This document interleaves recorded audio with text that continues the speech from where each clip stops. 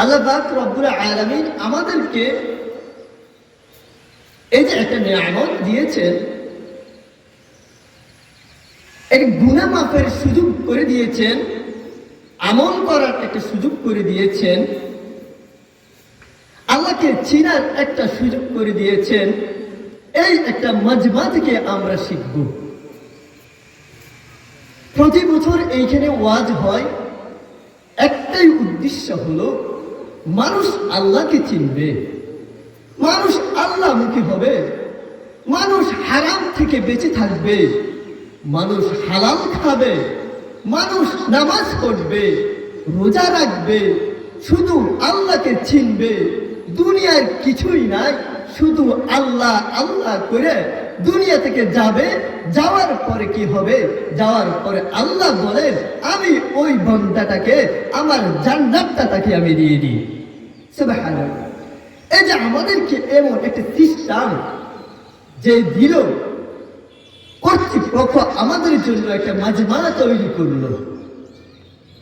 এখানে গুনাহ মাফ সাহাব লেখা হয়। অনেকে কি করে?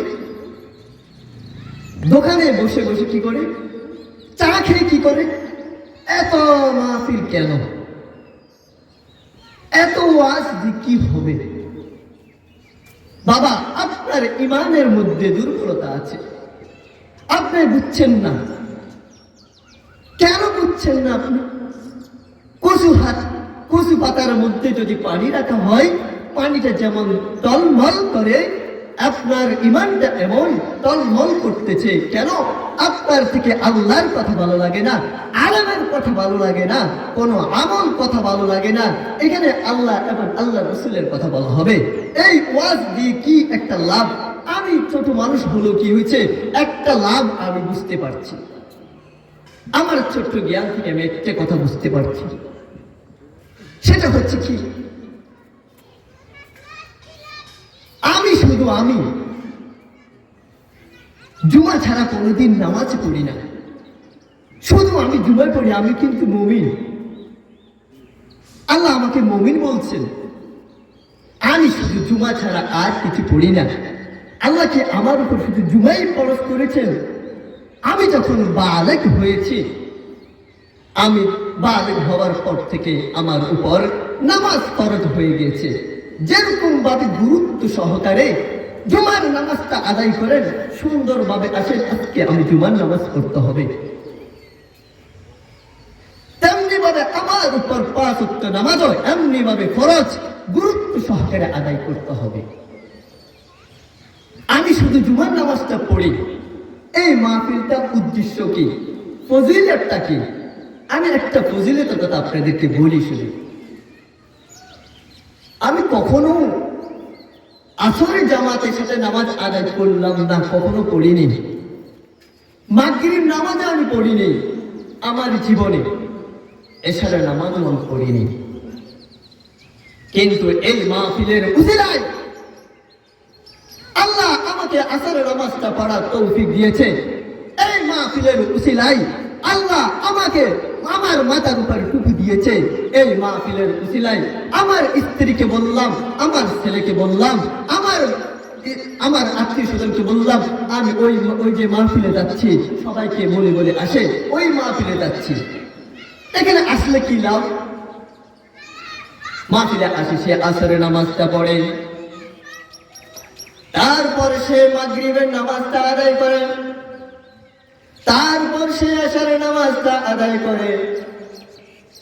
এই যে এশারের নামাজ আদায় করলো,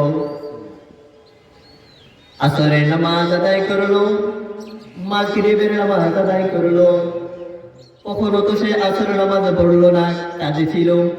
কখনো তো সে মাগরিবের নামাজ পড়লো না, আড্ডায় ছিল। কখনো তো সে এশারের নামাজ আদায় করলো না, সে বন্ধু বান্ধবের সাথে খানা পিনায় আড্ডা ছিল। আজকে বন্ধুবাদ, আজকে কাজবাদ, আজকে আমি এশারের নামাজ এখানে পড়ছি, এখানে এইটাই লাভ। আমি আজকে 3 ওয়াক্ত নামাজ আদায় করতে পারছি।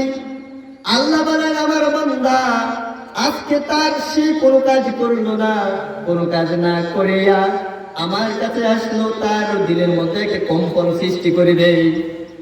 যখন কম্পনটা সৃষ্টি হয়ে যাবে, সে আর কখনো নামাজ ছাড়তে চাইবে না।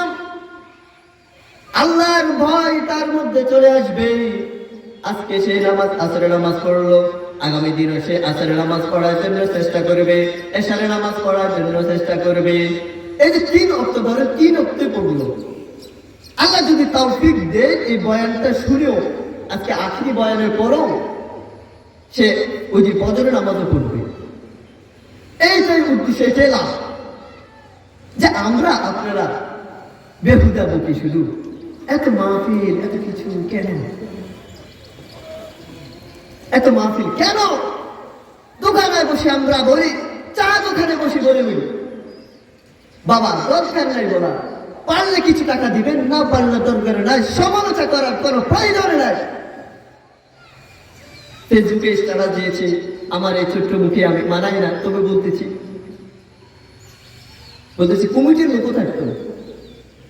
এমন অন্য ব্যক্তি আছে আমাদের এলাকার মধ্যে, আহা, এখানে বলা হবে আল্লাহ এবং আল্লাহ রাসূলের কথা। তো মুসলমান বাবা ভাইয়েরা আমার, আমাদের উদ্দেশ্যটা হলো উম্মতকে জাহান্নাম থেকে টেনে টেনে জান্নাতে নেওয়া। এত বড় আয়োজনটা কেন? তাহলে